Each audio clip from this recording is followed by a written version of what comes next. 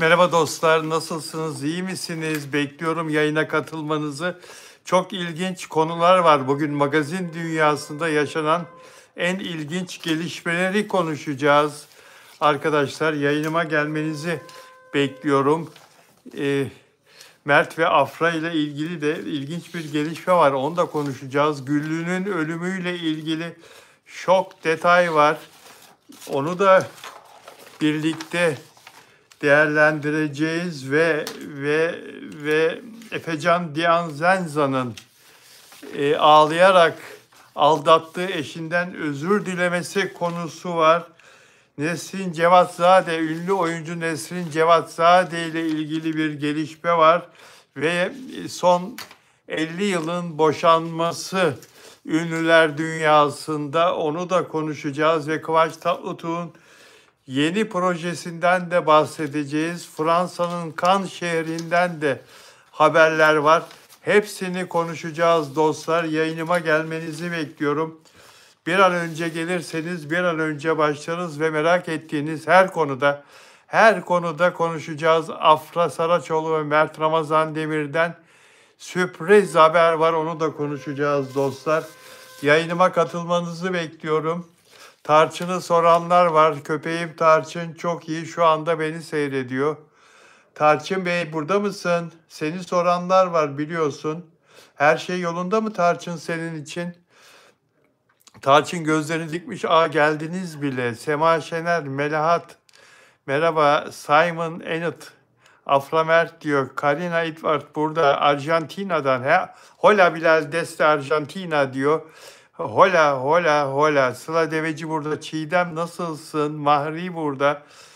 Oksan Latifov burada. Onur Akay, Sevda Gün, Melahat, Ege'de burada. Merhaba Bilal abi diyor. Dostlar bekliyorum yayına katılmanızı. Evet, yayınıma katılan arkadaşlar unutuyorsunuz sonra. Ruksara merhaba. Peşin beğen yaparsanız çok memnun olurum. Ruksara hoş geldin, sağ ol. Ve abone olmadan izleyen dostlar, abone olursanız da beni mutlu edersiniz. Hoş geldiniz yayınımıza. Koku Tulasa, Yalı Çapkını ne oldu abi diyor. Banu Kavaş Bilal abi diyor. Nelly Manzano welcome. Nelly Manzano hola. Arjantin'den Bilal Usta'ya kocaman sarılıyorum diyor. Nelly Manzano, Buenos Aires'ten Nelly Manzano welcome programıma hola. Hola Nelly Arjantinli özel abonem, özel izleyicim, özel takipçim Nelly Manzano. Diğer özel abonelerim de buradaysa ses versinler lütfen. Nelly Manzano welcome.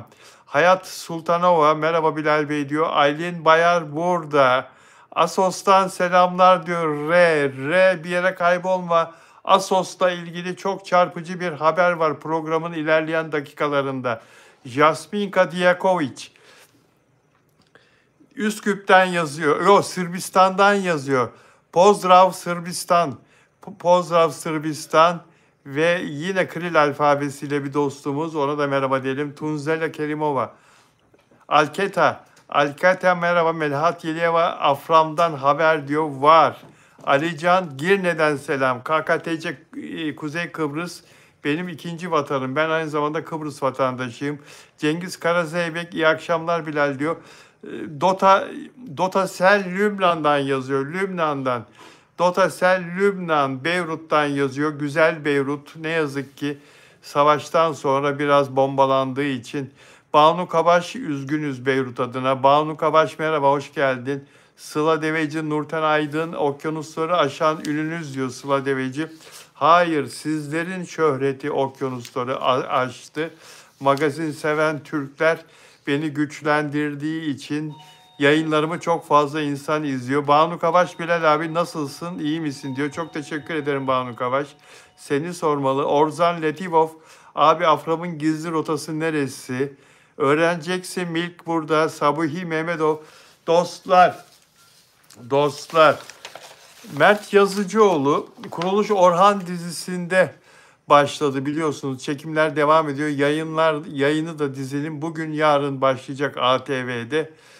Kuruluş Orhan dizisine Eski ismi Kuruluş Osman'dı ve Burak Özçivit başroldeydi biliyorsunuz. 6 sezon Burak Özçivit oynadı. Kuruluş Osman dizisinde Osmanlı İmparatorluğu'nun kuruluşunu anlatan dizi. Burak Özçivit yeni sezon için 4,5 milyon lira haftalık istedi. Haberler bu şekilde çıkmıştı. Haftalık ücret 4,5 milyon lira istediği için, yani ne yapıyor bu? Yaklaşık 107 bin dolar yapıyor haftada. Kendisiyle yeni bir anlaşma yapmadı yapımcı ve yerine artık Kuruluş Osman Bey de yaşlandı gerçek hikayede diye düşünerek oğlu tarihte de Orhan'a geçmişti biliyorsunuz.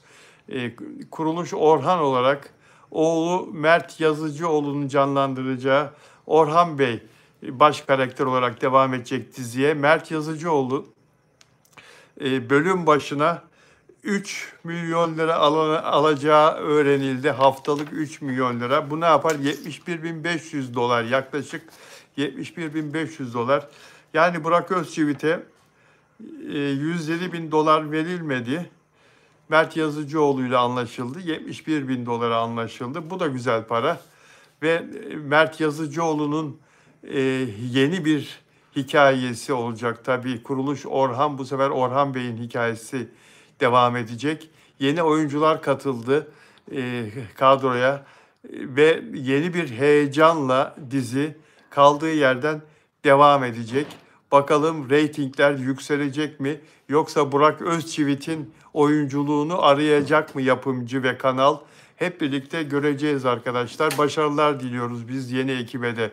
Evet, arkadaşlar, yeni gelen arkadaşlara hoş geldin diyorum. Yayınıma yeni gelen arkadaşlara kendilerinden ricam beğen yapmaları ve abone olmayanlar varsa abone olarak izlemelerini rica ediyorum. Beni mutlu edersiniz. Kokulata, Yalı Çapkın'ın bir gelişme var mı Bilal abi? Mert'in dizisinin senaristi belli olmuş diyor. Osman Ulusan, iyi akşamlar Osman, nasılsın? Hatice Aşkın bana selam vermiş. Peki, çok teşekkür ederim.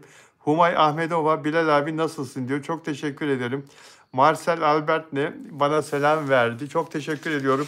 Evet, Afra Saraçoğlu, Mert Ramazan Demir'le ilgili konuşacağız arkadaşlar. Yılın değil, son 50 yılın, yarım asrın boşanması gerçekleşti. Türkiye'nin en zengin ailelerinden Sabancı ailesinin ferdi Ali Sabancı, Pegasus Hava Yolları'nı kurup bugünlere getiren Avrupa'nın sayılı hava yollarından biri haline getiren Ali Sabancı, Vuslat Doğan Hanım'dan, Doğan Holding'in yöneticisi, patroniçesi, Aydın Doğan'ın kızı, Hürriyet gazetesi onlardayken, Kanal D televizyonu, CNN Türk televizyonu onlardayken bütün medya grubunu yöneten Vuslat Doğan Hanım boşandı Ali Sabancı'dan. Vuslat Doğan Hanım Hepsi Burada alışveriş sitesinin de kurucusuydu ve onu çok iyi fiyata yabancılara sattı geliştikten sonra. Şu anda da yönettiği pek çok şirket var, pek çok iş dalı var. Kendisi çok başarılı bir iş kadını ama ne yazık ki evliliği artık 29 yıl sonra sona erdi. Peki, size sormak istiyorum dostlar, beni izleyenler, takip edenler ve hepsi birbirinden değerli izleyicilerim, seyircilerim. Para mutluluk getiriyor mu, getirmiyor mu? Bu saydığım iki ayrı aile, Doğan ailesi ve Sabancı ailesi çocuklarını evlendirerek yapılarını daha da güçlendirdiler. Hem manevi açıdan hem maddi açıdan 29 yıl önce ve milyar dolarlarını da katladılar. İkisi de Türkiye'nin en zengin ailelerinden iki tanesi. Ancak sonuçta iki evlatlarına rağmen iki çocukları, büyük iki tane erkek çocukları var. 29 yıl sonra 60'lı yaşlarına gelmişken boşanmak zorunda kaldılar. Bu kadar para, bu kadar büyük servet, bu kadar mal, mülk, ancak mutluluk onları terk etti. Para mutluluk getirmiyor mu arkadaşlar? İnsanlar çok paraya sahip olabiliyorlar. Her şeyi satın alabiliyorlar parayla. Ama mutluluğu satın alamıyorlar mı dostlar? Yorumlarda buluşalım. Yorumlarda buluşalım. Vuslat Doğan Sabancı ve Ali Sabancı boşandılar. İkisi ortak açıklama yaptı dostlar. Birbirimizden hiçbir maddi talebimiz olmadan ayrılıyoruz dediler. Birbirimizi hiçbir gün geçirdiğimiz deniz kazasından dolayı sorumlu tutmadık dediler. 2023 yılı yazında Yunanistan adaları arasında tekneden küçük bir botla ayrıldıktan sonra gece karanlığında suyun altındaki kayaları fark edemedikleri için çok ağır bir kaza geçirdiler. Suyun altındaki kayalara çarptı bindikleri bot, yatın botu ve ikisi de çok kötü yaralandı. Ali Bey 3 ay hastanelerde, yoğun bakımlarda ve tedavi süreci 3 ay sürdü. İyileşti. Eşi 2 yıl sürdü tedavisi. Defalarca ameliyat geçirdi Vuslat Hanım. Amerika'ya gidip Amerika'da da yüzünden defalarca ameliyat geçirdi ve sonunda o da iyileşti. Ancak bu kazadan sonra mutlulukları geri gelmedi. Bu kazayla ilgili birbirimizi hiçbir zaman sorumlu tutmadık dediler boşanma açıklamasında. Birbirimizi suçlamadık ve bir ömür boyu birbirimizin can dostuyuz dediler. Ancak evliliklerini bitirdiler dostlar ve birbirlerinden hiçbir maddi çıkar beklemediklerini, talepte bulunmadıklarını. Bunu niye söylüyorlar? Çünkü Vuslat Hanım'ın kocasından boşanmak için 5 milyar dolar istediği iddia edilmişti. Böyle bir para söz konusu olmadığını söylediler. Mert Ramazan Demir ve Afra Saraçoğlu ile ilgili ilginç gelişmeyi biraz sonra konuşacağız. Sağlık olsun, evvela üzerine para da olursa kaymaklı. Sağlık olmazsa para sadece hastaneleri. Doğru söylüyorsun. Zahra İran'dan yazıyor bize. Zahra, Gıyasemi İran'dan. Selamlar Zahra. Nuray Yaylacı, parası olan da mutsuz, olmayan da mutsuz. Melahat Veliyeva, o da burada. O da burada. Nesrin Cevatzade, sevdiğimiz bir oyuncu. Yıllardır ekranda, sinemada, sinema filmlerinde, dizilerde çok güzel izler bıraktı. En son Yasak Elma'yla, 3 Kuruş'la, Şahane Hayatım'la, Sandık Kokusu'yla izlemiştik Nesrin Cevatzade'yi. Bir süredir de bir şey yapmıyor ekranlarda. Muhabir arkadaşlar rastlamışlar kendilerine ve nasıl bir rolde oynamayı düşündüğünü sormuşlar. Oynamak istediği karakterleri tek tek saymış. Mafya demiş, mafyayı oynamak isterim. Bir ajanı oynamak isterim demiş. Bir sporcuyu oynamak isterim demiş. Bir balerini oynamak isterim demiş. Aferin Nesrin Cevatzade. Çok iyi bir oyuncu kendisi. Çok iyi yetiştirmiş kendisini, biliyorsunuz Nesrin Cevatzade. Bütün bu rollerin üstesinden gelir bence. Sizce? Özbekistan'dan yazıyor Nazila. Selam Özbekistan. Selam Nazina.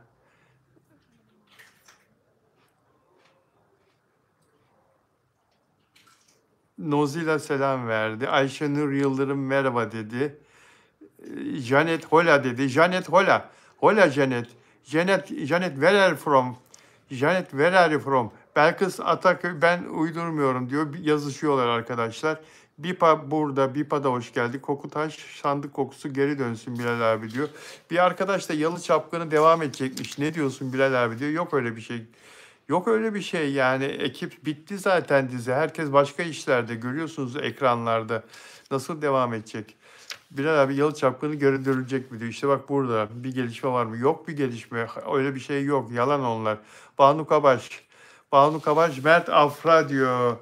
Peki arkadaşlar, Yılmaz Erdoğan'ın Organize İşler sinema filmi, biliyorsunuz birkaç seri oynamıştı, sinema filmi çekilmişti. Şimdi dizi olarak Netflix platformuna çekiliyor arkadaşlar. Ve Demet Akbağ, Kıvanç Tatlıtuğ, Uras Kaygılaroğlu, Bensu Soral oyuncu kadrosunda öne çıkan isimler. Kıvanç Tatlıtuğ burada yine Sarı Saruhan karakterine devam edecek arkadaşlar. Organize işler, Karun Hazinesi dizinin ismi. Dizi formatında ilk 8 bölüm çekimler başladı. Aralık başında bitecek çekimler. Hesaplar o şekilde Kasım ayı sonu, Aralık başı bitecek. Bilal Bey, TV'lerde magazin diye bir şey kalmadı. Sabahları sizi izlemek çok güzeldi. Dönecek misiniz ekranlara? Görüşmeler var arkadaşım. İsmini okuyamıyorum buradan. Sadece R harfi var isim yerinde. Görüşmeler var. Bakalım eğer istediğim gibi olursa dönerim. İstediğim gibi olmazsa burada bütün televizyonlara rağmen en çok ilgi gören, en çok sevilen magazin yayını burası zaten. Bana gösterdiğiniz ilgiye çok teşekkür ederim dostlar. Eksik olmayın. Siz yine beni izlemeye, buradan izlemeye devam edin. Televizyonlarda zaten magazin yapan, magazin yapmasını bilen magazin gazetecisi yok ekranda. Var mı söyleyin bana. Şu kişi magazin gazetecisi olarak sizin tecrübenize sahip, sizin birikiminize sahip, sizin yaptığınız işleri daha iyisini yaptı diyebileceğiniz bir isim var mı şu anda ekranda olan kişiler arasında? Yok. Şarkıcı var, işte influencer var, sunucu var. Başka öyle yani bir gazeteci olarak bir fiil işini yapan televizyonda bir kimse yok. Onun için siz yine benim yayınlarımı takip edin dostlar. Hem YouTube kanalında hem bilalozcan.com web sitemde hem Bilal Özcan Official Instagram hesabımda hem de Bilal Özcan benim isimli Twitter hesabımda magazin gazeteciliğini her gün eksiksiz bir şekilde Allah sağlık verdiği müddetçe yapmaya devam edeceğim haftanın 7 günü. Haftanın 7 günü dostlar. Sevime hoş geldin. Yıldız Çelik sen de hoş geldin. Ve dostlar beğen yaparsanız yeni gelen dostlar memnun olurum. Sizlerin yorum yapması benim yayınımın daha da büyümesi için çok önemli. Lütfen yorumlarınızla da destek olun. Ve arkadaşlar dostlarınıza, sevdiklerinize kanalımı tavsiye edin. Abone olmayanlar da abone olursa sevinirim. Mert Ramazan Demir ve Afra Saraçoğlu. Bize bir şey olmaz. Çekimleri bittikten sonra 58 günde tamamlandıktan sonra Mert Ramazan Demir nihayet oh dedi, dinlenebileceğim dedi ve bir süredir kafasına koyduğu planı sevdiği insanla gerçekleştirmek için yola çıktı. Onur Akay'ın özel haberini biraz sonra konuşacağız arkadaşlar. Onur Akay'ın özel haberini biraz sonra konuşacağız. Evet, MIPCOM fuarı ilk önce benim sizlere bahsettiğim 10 gün önce Cannes'da her sene bu zamanda ve ilkbaharda yılda 2 kere düzenlenen içerik fuarı, televizyon dizileri, televizyon şovları, televizyon yapımlarının uluslararası piyasada satışa çıkarıldığı ve alıcılarla satıcıların buluştuğu fuar. Türkiye'den de önemli diziler ve bazı programlar satışa çıktı. Acun Medya'nın kendi formatları mesela orada satışa çıktı, yarışmaları, kendi hazırladığı ve ürettiği özel formatlar, başkalarının formatlarını da alıp kendisi yenileyerek yeni bir format haline getirdiği yapımlar orada satışa çıktı. Ayrıca ünlü sevdiğiniz oyuncuların hem yeni sezon dizileri hem de geçmiş sezonlardan diziler satışa çıktı. Şu anda dün akşam Çağatay Ulusoy ve Demet Özdemir'i gördük. Cannes'dan gelen videolarda, fotoğraflarda. Eşref Rüya'yı satmaya çalışıyor yapımcısı orada. Ve onlar da alıcılara şov yapmak için düzenlenecek olan davette hazır bulunmak için Cannes'a gittiler. Çağatay Ulusoy ve Demet Özdemir. Orada Eşref Rüya'nın satışına katkıda bulunacaklar. Kerem Bürsin'le Lizge Cömert de Cannes'dalar. Çarpıntı, Star TV'deki Çarpıntı dizisinin satışına destek olmak için başrolde oldukları diziyle alakalı. Cannes'dalar, Fransa'nın Cannes şehrindeler. Özgür Sarı da Cannes'da. Özge Yağız ve Halil Özgür Sarı. Gözleri Karadeniz, ATV'de yayınlanan, yeni yayınlanmaya başlayan dizinin dünyanın alıcı olacak olan televizyon kanallarına satışında orada katkıda bulunmak için onlar da Fransa'dalar. Ve Murat Yıldırım'la Cemre Baysel de şu anda Cannes'da Güller ve Günahlar dizisinin satışı için düzenlenecek etkinliklerde alıcılara diziyi sunmak için oradalar arkadaşlar. Afra Saraçoğlu ve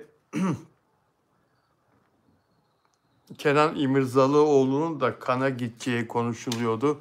Ancak şu anda onlarla ilgili yeni bir haber, yeni bir gelişme yok. Abi dizisiyle ilgili dizi Cannes'da kurulan bir standta orada alıcılara tanıtılıyor Abi dizisi. Henüz daha hiç çekim yapılmadan, daha fragman bile çekilmeden Afra Saraçoğlu'nun isminin büyüklüğünden, Afra Saraçoğlu'nun son oynadığı dizi 150 ülkeye satıldığı için alıcılar kimin oynayacağını çok iyi biliyorlar.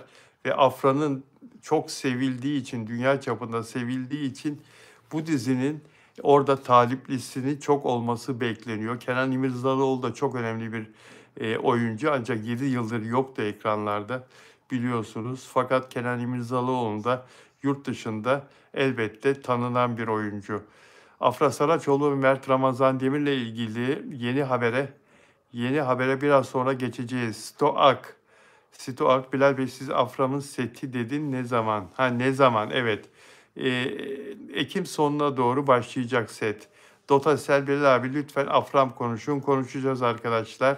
Sema selam verdi, aldım, kabul ettim, sağ ol. Dusanka, Sırbistan'dan Dusanka Belgrad'dan arkadaşlar. Welcome Dusanka Kurunic. Welcome. Yıldız Çelik abi ne haber söyler misiniz? Kalbim duruyor artık. Lütfen Yıldız uzan dinlen, yapma böyle. Sık sık nefes alıp ver ve sakin ol. Sema Şener selam verdi. Stoak Mert dün bir tiyatrodaydı diyor. Sadun Akil müjde bekliyor. Peki arkadaşlar, organize işleri de konuştuk. Güllü'nün vefatıyla ilgili şarkıcı Güllü'nün vefatı Türkiye'de çok büyük merak uyandırdı. Biliyorsunuz arkadaşlar, arabesk şarkıcısı 94 senesinden beri dinlenen, sevilen, takip edilen bir arabesk sanatçısı. 31 yıldır Güllü ne yazık ki bundan bir süre önce evinde şok bir şekilde hayatını kaybetti. Herkes çok şaşırdı. Yüksekten düştü, pencereden düştü ve hayatını kaybetti. Vefatıyla ilgili dostlar, kesin ölüm raporu açıklandı. Yüksekten düşmeye bağlı beyin kanaması, boyun travması, kırıklar ve iç organ yaralanmaları iç kanama olarak açıklandı. Ölüm sebebi zehirlenme yok, darp ve cebir yok. Kanda 3,53 promil alkol, çok yüksek bir alkol bulundu kanda. Bu da muhtemelen dengesini kaybettirdi. Sürüntü ve tırnak örneklerinde başka birine ait DNA bulunmadı. Adli tıp kati raporu açıklandı.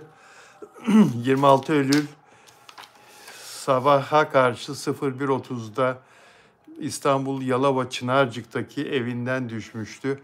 Darp ve cebir izi yok vücudunda. Başka DNA profili tespit edilmedi ve rapor Cumhuriyet Savcılığına gönderildi arkadaşlar. Her ne kadar ölümündeki az da olsa şüphe devam etse de büyük bir ihtimalle kazayla bu düşmenin gerçekleştiği artık yavaş yavaş öne çıkmaya başladı. Çok az da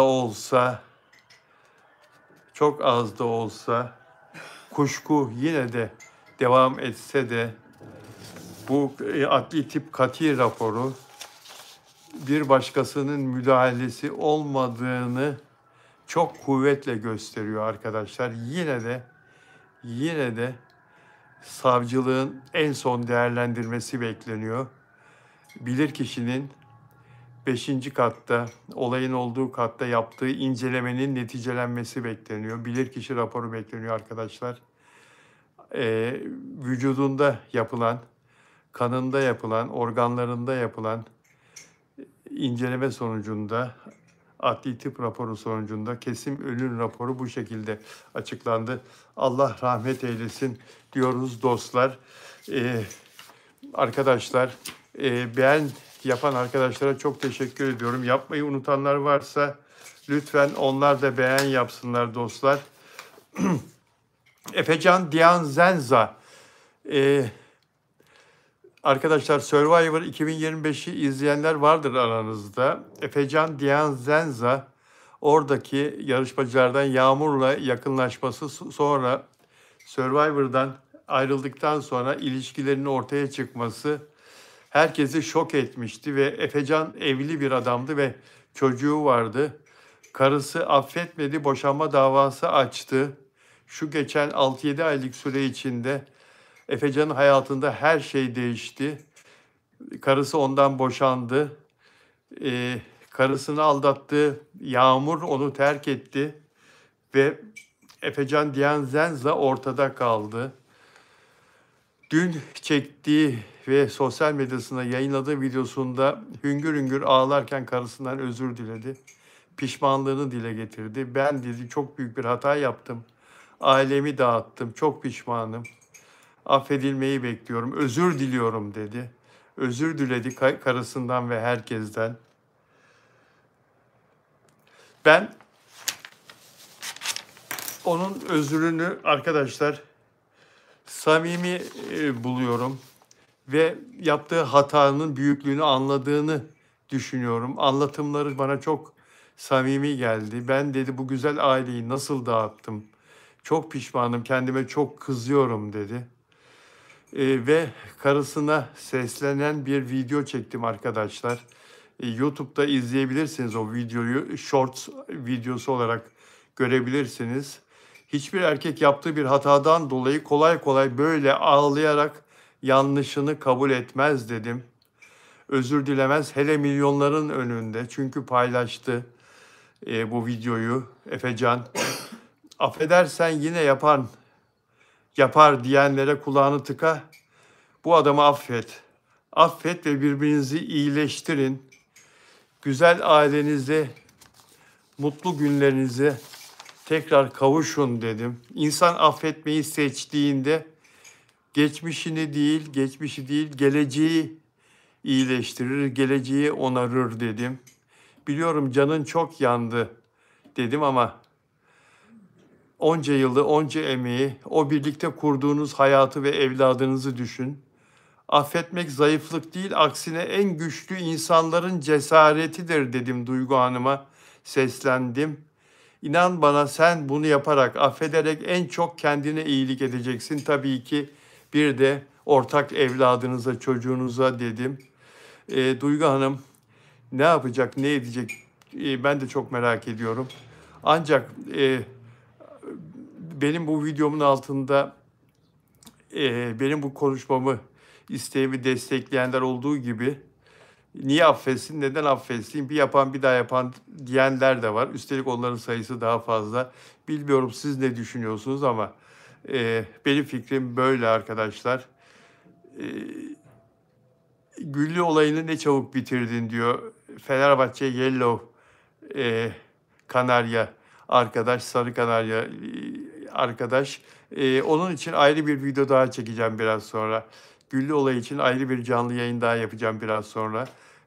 Güllü olayı çok geniş konuşulacak bir konu elbette. Biraz ama burada her magazin olayından biraz bahsediyorum. Çünkü süre sınırlı zaten. Çok da fazla. Mickey Bravo çok antiler ya, hasta ya bu insanlar diyor. Mickey antiler her yerde. Ozan diyor ki gömleği hediye eder misin diyor. Ozan vallahi gömleklerimin hepsini çok seviyorum ya. Ben bir de işim gereği bu gömlekleri satın aldım ve işimde kullanıyorum. İnan bana sokağa çıkarken sen beni görsen bir siyah gömlek, siyah tişört giyip öyle çıkıyorum sokağa. Ama sizlerin karşısına her zaman en şık şekilde çıkmak benim görevim. Öyle olmak gerekiyor. O yüzden de kusura bakma. Resmin aslını görünce gerçekten şaşırdım diyor. Çocuk laf olur diye Yarsi ile Mira'yı yan yana oturtmuş diyor. Bir arkadaşım ismi geçti. Emine Öztürk Mert Afra tatile mi gidecek diyor. Biraz sonra konuşacağız. Musik işler abi seni seviyorum der misin Mıtaf'a? Mıtaf seni seviyorum dostum Mıtaf. Mıtaf, Yıldız Çelik abi gömleklerin çok güzel, rengarenk, gözümüz gönlümüz açılıyor diyor. Teşekkür ederim. Bilal hocam diyor Ozan, varlığın yeter. Ozan çok teşekkür ederim anlayışın için. Eksik olma güzel kardeşim. Dostlar, evet herkes burada mı? Sıla Deveci, evet o fotoğrafı ben de gördüm. Mert çok mesafeliydi diyor. Mert Ramazan Demir kendisi kazanır. Bu kadar söylentiden, bu kadar dedikodudan sonra Miray Hanım'la, menajeriyle samimi görüntüler vermemesi lazım. Yakın görüntüler, yakın ilişki içinde olur gibi görüntü vermemesi lazım. İş mesafesi koyması lazım. Menajerle oyuncu iş için bir aradalar. İkisinin de ortak menfaati ticaridir arkadaşlar. Para kazanmak odaklıdır. Sonuçta yaptıkları işten bir kazanç elde ediyorlar. Miray Hanım her ne kadar Mert Ramazan Demir'in çok eski arkadaşı olarak bilinse de arkadaşlığı dışarıda koyması, bırakması şart. Yoksa bu söylentiler böyle dağ olur. Söylentiler içinde ne yazık ki hiç tasvip etmediğimiz hakaretler de var. Hiçbir şekilde tasvip etmiyoruz. Miray Hanım'a ve Mert'e yapılan hakaretleri, Miray menajeri Miray'la birlikte özel bir ilişkisi olduğu iddiasıyla bazı fanlar, onlara ben fan da demiyorum. Bunlar çok değişik insanlar. İşi hakarete, küfre vardırıyorlar. Yapmayın arkadaşlar. Yapmayın. Mert'e saygınız varsa bunu yapmayın en azından. Mert'e bir sevginiz varsa yapmayın. Kimseye hakaret etmeyin. Ama Miray'ın da Mert'in de buna imkan vermemesi lazım. Daha bir böyle iş ortamında gözükmeleri olmaları lazım ve mümkün olduğunca da özel paylaşımlar yapmayın. Menajerinle özel paylaşım yapma. Anlatabiliyor muyum? Yani birlikte fizik olarak özel paylaşım yapmasanız bile gizli eller paylaşım yapıyorsunuz. Ellerinizi görüyoruz. Bu Mert'in elidir diyor arkadaşlar. Bilekliğinden tanıyor. Taktığı buradaki takılardan tanıyor. İpinden tanıyor. Saatinden tanıyor. Öbürü de Miray'ın elidir. Başka kim olacak diyorlar. Böyle tahminde bulunuyorlar. Doğum günü pastası İtalya'da kesiliyor. Kimin doğum günü biliyor herkes. Miray'ın doğum günü. Tarihi belli. Mert'le beraber pasta kesiyor ve insanlar altına bir sürü şey yazıyor. Bunlara imkan vermeyin çocuklar. Bunları günümüzde maalesef sosyal medyada önüne alamayacağınız şekilde insanlar yorumlarda bulunabiliyorlar. Sağanak gibi yağıyor yorumlar. Sonra siz sıkılıyorsunuz, üzülüyorsunuz. Dava açsanız hangi birine dava açacaksınız? Sonra bir ünlünün menajeri o ünlünün hayranlarına dava açar mı hiç? Bu da ünlünün aleyhinde olur. Dolayısıyla bunu önlemenin yolu mümkün olduğu kadar her şeye dikkat etmek, paylaşımlara dikkat etmek. Evet, bu konuyu demin bir arkadaşın söyleminden dolayı açtım. Ümran Keleş, sen ne konuşuyorsun be adam diyor. Ümran memnun kalmadıysan canım bu şekilde yorum yazman doğru değil. Bunu sana söylemek istiyorum. Herkesi de ayrı ayrı memnun edecek şekilde yorum yapamam. Bu benim görüşüm. İster beğenirsin, ister beğenmezsin. Fatih Stok, Afra'yı görmedin herhalde. Furkan'a sarılışını Mert hepinize dert olmuş diyor. Birbirinizle kavga etmeyin. Mertçiler ve Aframcılar olarak burada bulunursanız ben üzülürüm. Lütfen birbirinizle kavga etmeyin. Bilal Bey çok doğru söylediniz diyor Gülseren. Teşekkür ederim Gülseren. Ee, Yıldız Çelik Mert demiş, kalpler yollamış. Evet.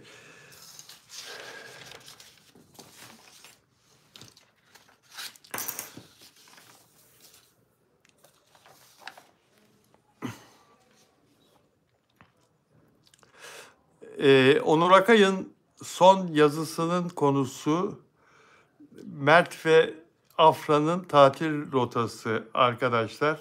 Başlıktaki konu Onur Akay işte Afra ve Mert'in tatil rotası. Onur Akay kaleme aldı son yazısında. Önce Assos'un, Çanakkale'nin güneyinde Cennet Köşe, Assos'un tarihi dokusunda, ardından Akçay'ın aile sıcaklığında zaman geçireceklerini yazdı Onur Akay. Onun kaleminden çıktığı şekilde söylüyorum. Assos'ta ev almıştı Mert Ramazan Demir, biliyorsunuz. Mert Ramazan Demir'in evine gidecekler ve sonra da Akçay'da Afra Saraçoğlu'nun annesini ziyaret edecekler şeklinde anlıyoruz buradan. Oyuncu çiftin kariyer programlarındaki uyumun onlara tatil fırsatı yarattığını yazdı Onur Akay. Mert'in setin yorgunluğundan çıktığını ve yeni bir proje öncesi enerji topladığını, Afra'nın ise Kasım'da başlayacak yeni dizi çekimleri öncesi sevdiğiyle kısa bir tatil imkanı yakaladığını vurguladı Onur Akay. Onur Akay, Afra'yı ve Mert'i, onlarla ilgili istihbaratları en yakından, en dikkatli şekilde, ciddi şekilde alan bir kişi, biliyorsunuz Onur Akay ve haber kaynakları Onur Akay'ı bu konuda sürekli olarak bilgilendiriyorlar ve Onur Akay dün de canlı yayınıma katıldığında onların birlikte tatile çıkacağını, bu bilgiyi de İstanbul'daki kaynaklarından değil, Akçay'daki kaynaklarından öğrendiğini söylemişti. Onur Akay, Afra Saraçoğlu ve Mert Ramazan Demir'in ayrı olmadıklarını, birlikte olduklarını da söylemişti. Hatırlıyorsanız Afra Saraçoğlu bitti gitti dedikten sonra havalimanında muhabir Mustafa Ağda'ya Onur Akay'ın söylemi şu şekildeydi. Bitti gitti dedi. Havalimanından Mert Ramazan Demir'in Sarıyer'deki evine gitti dedi. Giderken de şoförü arabayı değişik yollardan sürdü ki kendileri takip edilmesin, nereye gittikleri bilinmesin diye muhabirler tarafından demişti. Arkadaşlar burada yayını sabote eden kişi varsa lütfen yazın bana, onu engelleyeyim. Gönderelim buradan antiler varsa, ben mesajları takip edemiyorum. Gürcistan'dan bir arkadaş merhaba diyor ama Gürcü alfabesiyle yazdığı için ismini okuyamıyorum. Selam verdi. Noğuz'a bana selam verdi. Peki Noğuz'a Gülşen Dönmez, Emine Öztürk, Ümran Keleş ve Rusya'dan yazan bir arkadaş Kiril alfabesiyle Russia, from Russia, welcome from Russia. Humay Ahmedova, abi onlar birini seviyorlar. Sadece aşkları işlerinin önüne geçmesini istemiyorlar. Aynen öyle. Ege Bilal abi, Bodrum'u özledim mi? Ya yok, burada çok yoğun olduğum için özlemeye fırsat kalmıyor ama ilkbahar geldiğinde burnumda tüter tabii.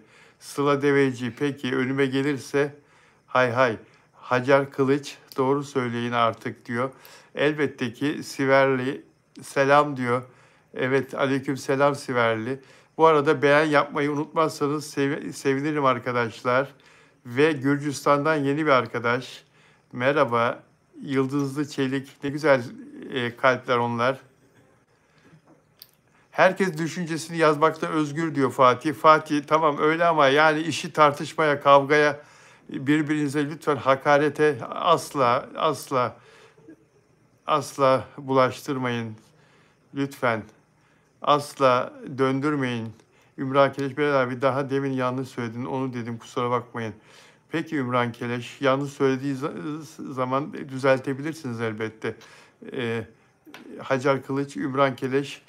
Peki Miray Daneri diyor. Peki Çalpon İzeyeva merhaba diyor. Sürekli tanımış ve hiçbir kadınla Bayhan.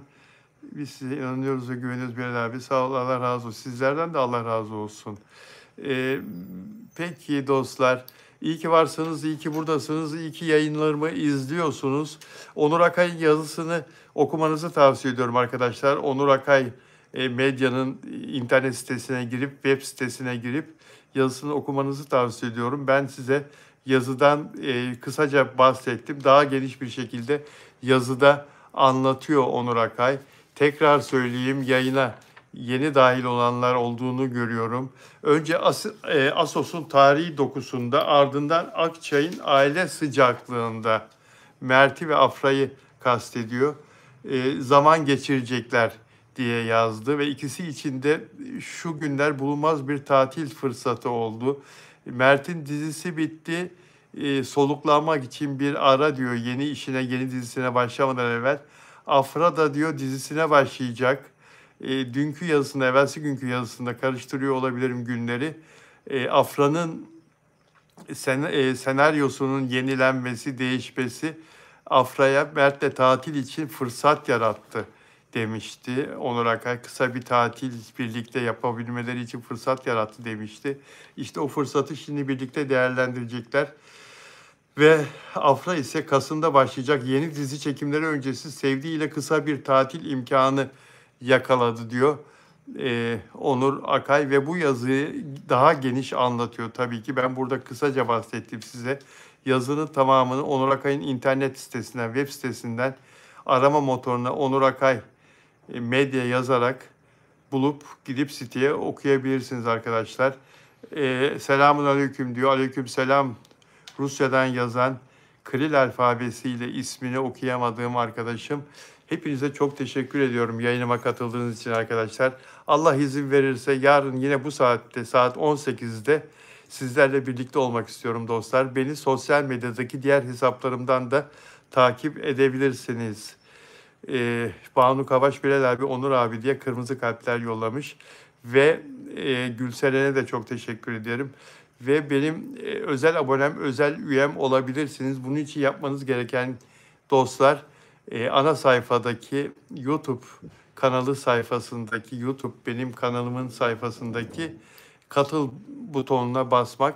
Sonrasını YouTube sizi yönlendiriyor. Dostlar iyi ki varsınız. Sevgiyle kalın. Görüşmek üzere.